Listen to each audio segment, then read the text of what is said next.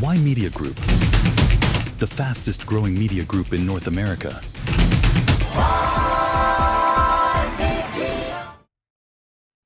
Hello and welcome back to Y Media Newsroom. I'm Ramona Singh, and we have news coming from Ontario and Alberta. We know that the Stampede, the Calgary Stampede, is taking place right now, and a big announcement from the Premier of Ontario as well as the Premier of Alberta is that now they've decided to unveil plans for a proposed new a pipeline, oil pipeline that is proposed at a 3,300-kilometer pipeline that would connect Alberta's oil fields to Ontario's refinery hub in Sarnia. Now, this project aims at providing and improving Canadian energy security as well as expanding domestic transportation capacity.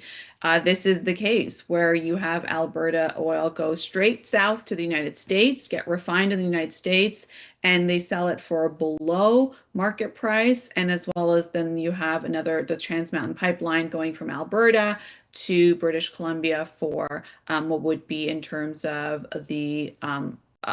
to be able to provide oil to Asian markets. Now, we do not have a pipeline from west to east. What we do here in Ontario and Quebec and the rest of the eastern provinces is to import oil from other countries like Saudi Arabia or Nigeria or Venezuela. These are the countries we import oil from. We do not use our own Canadian crude oil where we would refine it. So here is an announcement by the two premiers, and it's about time.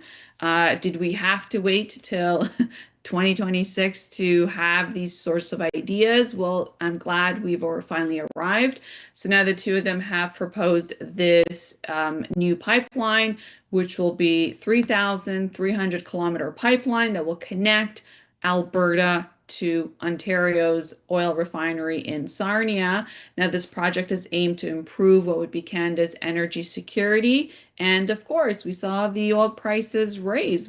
There was a conflict with Iran for more than, we're looking at like the 4-month mark. And in that period, we saw at the gas stations, at the pumps, oil prices go from $1.30 to about $1.90 in a very short period of time. So here's a time where the proposal is to have the route from Hardisty, Alberta to Sarnia, Ontario. It is 3,300 kilometers long, and the initial capacity that's proposed is about 500,000 barrels per day. And Ontario would be completing a feasibility study this year. There is no construction cost yet announced. And this is a time where, for the longest time, Quebec said they will not want a pipeline.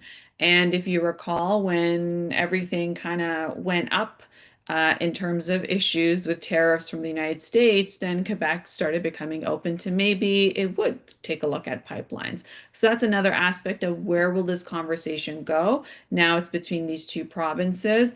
Now this proposal is coming at a time where Canada needs to have energy independence. It's got the fourth largest reserves of oil in the world. And so why is Canada not positioning to consume its own natural resources and to make life more affordable for Canadians? We know that when it comes to inflation numbers, that 40% of that is contributed to energy costs. And we know energy costs also contribute the prices to what we're in terms of the grocery prices. And that they all go hand in hand. So if we're looking at affordability measures, then we need to have these long-term projects take effect and have these serious conversations when you can have premiers that could meet up and have these announcements on these joint ventures. Now, I wouldn't imagine that the province of Saskatchewan and Manitoba will have an issue with this, given that they would be the provinces in between Alberta and Ontario. But here you have it, and this is also time to reduce reliance on U.S. export routes, as well as strengthen interprovincial infrastructure, which is very critical for Canada. Now, Canada has long debated whether it should move more of its own energy into its borders. But now it sounds like we have our politicians on the right track. And now this proposal reflects what would be a broader shift towards building a national infrastructure project that is about to strengthen economic resilience, growth, as well as what would be, the efficacy of standards that we have here in Canada when it comes to carbon capture and in our oil and gas industry. Of course, there's also the balancing of the environmental as well as the Indigenous consultation responsibilities that will take place. And on news about Renata Ford, which is the widow of the former Toronto Mayor Rob Ford and the sister-in-law of Ontario Premier Doug Ford. It's been confirmed by the Premier that the news and in a statement that Renata Ford has passed at the age of 60. He did ask that there would be privacy for the two children that remain from Renata Ford and former Mayor Rob Ford. And so these two children have lost both of their parents now, Stephanie and Douglas Ford. And as this is a time where the family mourns their passing, and the Premier has asked for privacy.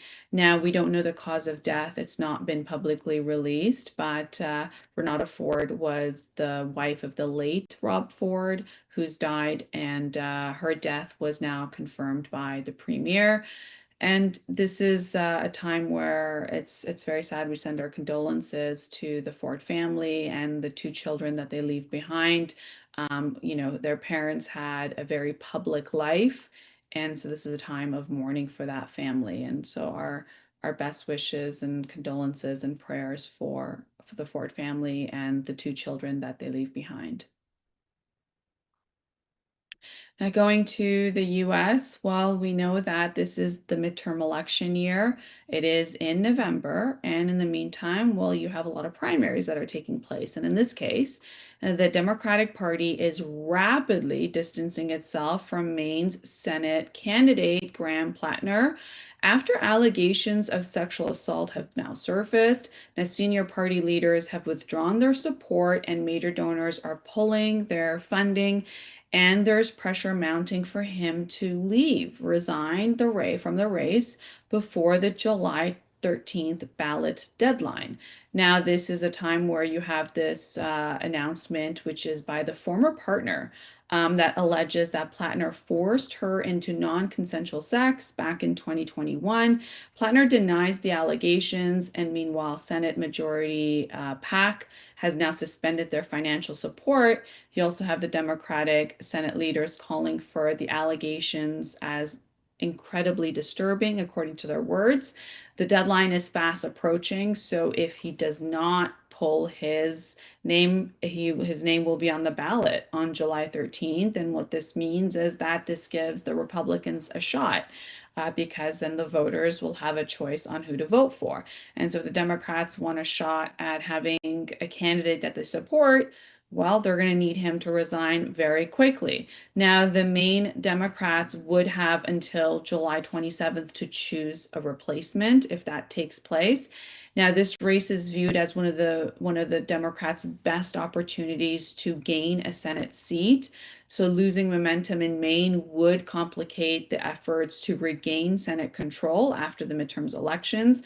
So when it comes to political parties, of course, they increasingly move quickly when it comes to distancing themselves from candidates that are facing very serious allegations that perhaps are not proven yet in court. But because the allegations are there, then, that will be on the voters' mind when it comes to election time. And they don't want to take a risk by having a candidate that has those kind of allegations attached to them. And that could grow. And essentially, what happens is when you have a candidate that has massive allegations attached to them, in this case, sexual assault, then the news cycle will just be about that incident. And it would take away from the Democrats in terms of what they want to do with policy for Maine. What are some of the things that they're proposing? It would just take away completely from what the election is about, which is what will the Democrats do if they win? And these are the policies that they're going to bring about. And so when you have all of that taken away by allegations of sexual assault, then it really puts the Democrats, because of their candidate, at a massive disadvantage, really taking up all the air around, what elections should be about, which is policy. And it becomes too personal at that time when the candidates' issues become bigger than the election itself. So here you have this entire thing that's happening. Of course, we're going to track this for you and let you know once, there's any changes, because the biggest question now is whether Democrats can replace their nominee pick this quickly, right? To remain competitive in one of the most competitive seats in the country that they're looking to take in terms of a Senate race. And when it comes to business news, there's big announcements from Toyota. Toyota has decided to expand its US manufacturing and has shifted its production to its Tacoma pickup truck from Mexico to Texas as a part of their $3.6 billion expansion that will create approximately 2,000 new jobs and double the size of the San Antonio manufacturing campus.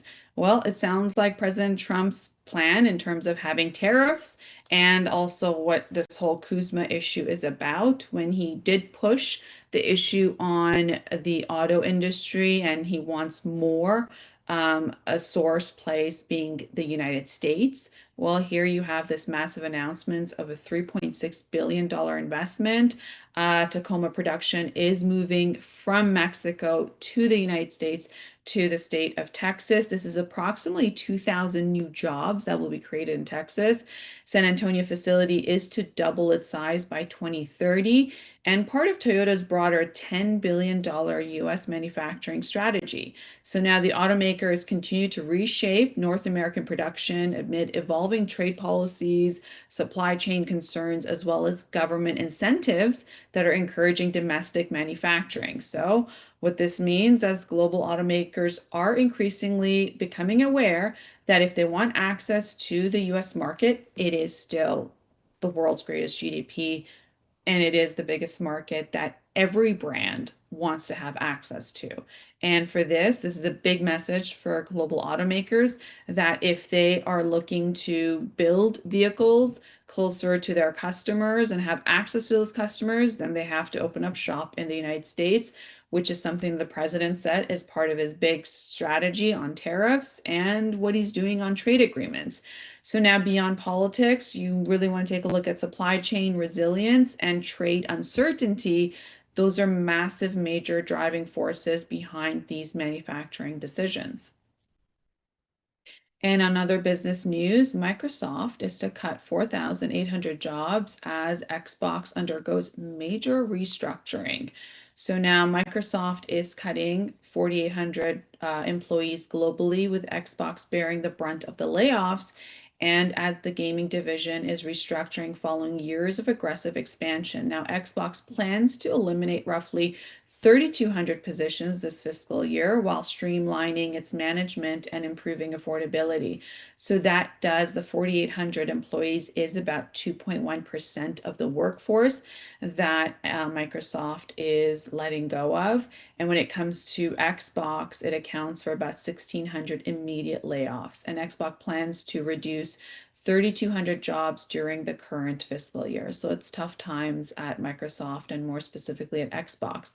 Now, roughly 20% of Xbox workforce will be eliminated.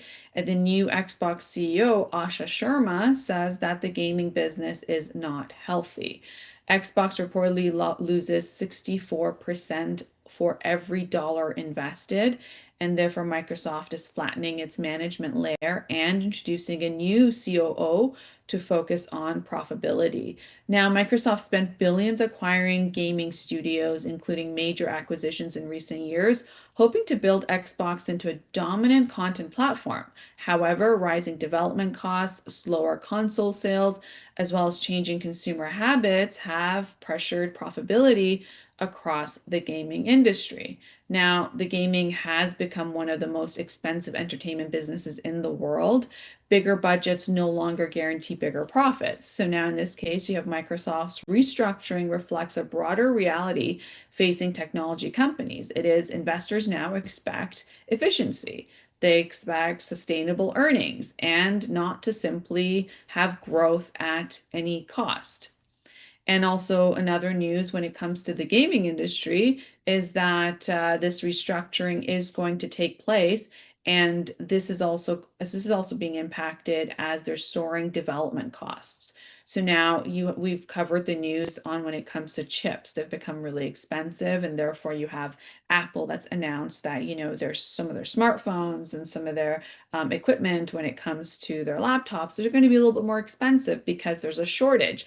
When you have AI data centers, it is sucking up the energy when it comes to the supply on chips, memory chips, and then you have, of course, electric vehicles and everything else that really needs to supply it. So in this case, it's also soaring development costs, hardware constraints, as well as digital distribution that is changing the consumer expectations. And also the bigger question is the people who played Xbox, are they now older and do they still play Xbox? Are there younger generations coming in to play Xbox? Those are things that, are of concern in terms of what worked at with a certain generation. Does that pass on to younger generations? Now, in this case, Sony does plan to transition towards a digital only PlayStation distribution beginning 2028. Gamers have expressed concerns about losing permanent ownership of these digital purchases because just like in the streaming world, right? If you recall before, you'd go and you purchase a DVD and you'd own that music or you'd own the movie that you purchase. And now with streaming services, well, you pay a monthly subscription and you only have access to that content as long as the streamer has it on their platform. So this is now a transition we're also seeing in gaming, and this is what gamers are now expressing their concerns about. Now, Sony did previously remove access to hundreds of digital titles due to licensing changes. And when it comes to physical game resale market, well, that would largely also disappear under what would be a digital only model, right? How many times has there, have people gone and bought the aftermarket where with like second resale market to have access to some of these games and consoles, and that would actually change. And now you also have the rising console and game prices that are making gaming increasingly expensive. So now when it comes to the gaming industry, experienced explosive growth during pandemic era was something that was tracked. But now, since then, it's faced a slowing sales cycle as well as studio closures and layoffs. Well, people are no longer locked up at home where they have to isolate. And do you recall the rules that we had where you can go to a park, but you can be with like a few number of people and you have to distance yourself? And so what happened? Well, people spend more time at home and they were, doing renovations at home. And part of that was gaming actually took off. And that's where streaming services also took off as well, because what else do you do at home? And so now here you have companies that are now balancing what is higher production costs with what they're seeing in terms of customer resistance to rising prices. Now, gaming is shifting from a reselling product to selling an ecosystem where you have consumers really increasingly paying for subscription costs, like we see in streaming services, whether it's Hulu or Netflix or Disney. But now you have this downloadable content and digital libraries rather than what is physical games. Now, the convenience comes with the trade-offs, of course, you particularly around ownership and long-term access. But those are some of the concerns that customers are having. And more gaming news is that there is going to be an upcoming release of Grand Theft Auto 6. This is expected to be the largest video game launch in history. Analysts believe it could boost console sales and reignite customer spending across gaming sector, though its success may not solve the broader industry challenges that we just discussed. Now, the first new GTA title is 13 years. Launch is expected later this year, and analysts predict this to be record-breaking sales. Now, expected to drive the new console purchases is what they're expecting with these record sales, and the industry hopes that this blockbuster release would boost the slowing market. Now, the Grand Theft Auto franchise is among the highest-selling entertainment properties ever created. Each major release has generated billions of dollars and influenced the broader gaming market. So now the blockbuster release like Grand Theft Auto 6 can temporarily lift the entire industry. Well, that's to be seen. No one hit title cannot, solve a structural issues like we discussed, like rising costs, layoffs, as well as changing consumer habits. But when it comes to sustainable growth, of course, it requires innovation beyond a single franchise, but it's to be seen in terms of the record numbers that they are expected to come in. We're going to take a quick break and we'll be right back.